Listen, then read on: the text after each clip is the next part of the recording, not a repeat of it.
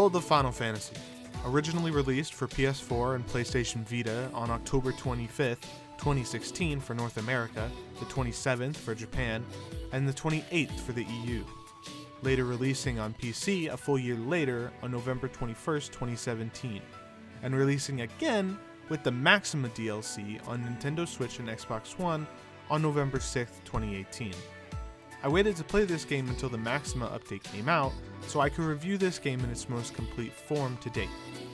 The game was directed by Hiroki Chiba, who has previously been the event director and scenario writer on multiple Final Fantasy games, including, but not limited to, Final Fantasy VII and Dirge of Cerberus, before starting his directorial debut with World of Final Fantasy. For character designs, Tetsuya Nomura, as always, designed the larger, giant characters, while Yasuhisa Izumisawa created the chibi Lillikin character designs. And the music was primarily composed by Masashi Hamauzu, who has worked on a ton of games such as Final Fantasy XIII and Final Fantasy X, created World of Final Fantasy's almost 100-track OST. What can I say about this game that hasn't been said before? This game is Final Fantasy's meta child that was birthed for its 30th anniversary. This game to me is kind of an anomaly. You just don't see these types of games almost ever. But don't get it wrong, just because this game has a lot of characters and locations from previous Final Fantasy games doesn't mean that this game doesn't have its own unique story and characters. If anything, that's what I like the most about this game. Its original characters and story is really awesome with its idea of time and the manipulation of it. But let's start with something easy. This game starts with a brother and sister, Lan and Rain, going on an adventure to gather Mirages and find their family while also gaining their lost memories along the way. Well, you probably have a lot of questions. First, what are Mirages? Well, they're monsters, some of which have appeared in previous Final Fantasy games, that work kinda like Pokemon. They have elemental weaknesses and abilities, and you can capture them and use them in battle and on the field. The whole combat system is pretty similar to Pokemon in that you capture Mirages, use them to fight, gain new abilities. There are differences though, such as each Mirage is either small, medium, and large, which plays into the mechanic of stacking. So Lan and Rain can transform into a medium-sized person or a large person, and whatever you pick decides where the Mirages can go. So, for example, if you decide you want Lan and Rain to both be large, you can have a medium Mirage put on your head and a small Mirage on the medium Mirage's head. And if you're small, you get put on the back of large Mirages. Stacking combines all HP and AP and puts each character's abilities together, and you can even get new abilities by stacking the right Mirages together. Leveling up the Mirages isn't all that hard either. If you get a new Mirage you want to use, you can just get into a fight and they level up pretty quickly. Another thing I noticed about the XP you get is that I think it's determined by how many enemies there are in battle, not by how big of a threat that enemy is. See here, these 4 enemies give me way more XP than this giant behemoth gives me, and he has a bunch more health too.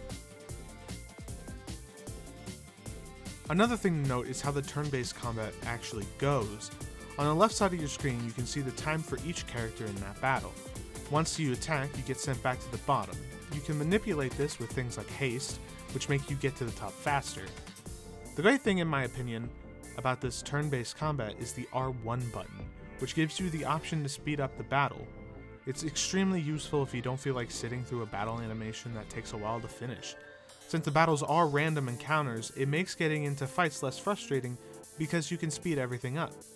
There are also a ton of items that help you when it comes to fighting and healing yourself.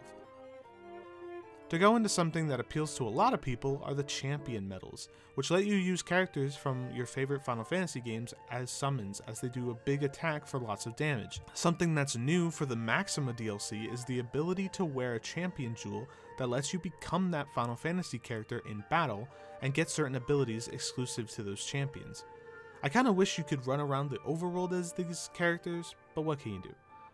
Also, when you wear a champion jewel, the battle music changes depending on what character you're wearing, which is pretty nifty. Overall, the combat system in this game is super fun, and being able to speed things up is really appreciated. A common criticism I see is that this game is pretty easy, which I agree, it is easy. It's easy to level up your Mirages, even if they're level 1 and you're fighting a level 40. Most enemies don't pose much of a threat, and you get a very steady stream of money for fights, so it's pretty easy to max out regular and high potions to 99. But just because it's easy doesn't mean it gets boring. This combat system works so well with how easy it is to make the game continuously fun and never a slog or boring. But don't be mistaken, there are some encounters that are genuinely a challenge, so don't sleep while playing this game. Something I'm not a huge fan of is the overworld I mentioned before. It's pretty non-existent. There's almost no exploring and choice in what you do in the overworld. The dungeons do provide a little bit of choice to go off the beaten path to find a chest, but other than that, it's pretty much a straight shot. If they make a sequel, give me a little more options and a little bit more room to explore. Even though exploring is kind of absent in this game, doesn't mean there isn't anything to do. There's a coliseum where you can fight enemies and even do time attacks to earn certain rewards. There's also interventions where you take a look at what certain champions are doing and you help them with fighting. Doing all of the interventions before the end of the game will net you the base game's secret ending. Speaking of which, I want to talk about the story. The pace of this game's story to me is really great. It moves at a decent enough pace for things not to get boring, but not going so fast that you can't take everything you're experiencing in. Now, onto the music. Masashi Hamauzu is the same composer that did the Final Fantasy XIII soundtrack. I love Final Fantasy XIII soundtrack, and this game is no different. I don't really have anything else to say other than it's great. Go listen to it, please. I also don't know where to put this, but I played this on the PC, and the graphical settings in this game are non-existent. You can't really change anything. You can change the resolution, you can change the resolution of the shadows, full screen, and windowed. Other than that, there's really nothing else. To talk about the characters a second before going into spoilers, I kinda dislike how stupid they made Lon. Like, I get he's supposed to not be super bright, but I feel like it's taken a little too far sometimes. Now this part of the video will be spoilers, so skip to this time to skip them. Overall, I really like Lon's character, especially at the end of the game. He actually grows up and becomes somewhat serious. And can we please talk about this fucking Harry Potter ending? Like, this scene is exactly like Harry Potter Goblet of Fire. A cage within a cage. Focus. Imagine nesting many cages together. Dad! Rain, you need to be the strong one. Don't let Lon's power overtake him. Keep control. Mom? Harry, when the connection is broken, you must get to the port key. We can linger for a moment to give you some time, but only a moment. You understand? I don't know if I'm the first person to bring this up, but it's really funny, but it's still a really great scene. I also have a problem with how some of the champions were treated in this game. Specifically how some of the champions just aren't in the story, like Snow or Riku. Why wasn't Snow with the League of S? I don't get it. And I'm just gonna get this out of the way. The secret ending for the base game to me is extremely lackluster, but the secret ending to the Maxima DLC is so fucking hype. I know that the director said he's already written the script for the sequel and that Maxima will have to do well to make a sequel happen, but that ending was awesome. Just Lon's design, and I really want to know what happened beyond the portal they entered at the end of the game. If there's anything I would want from a sequel to this game, it would be to go a little harder on the original characters and world.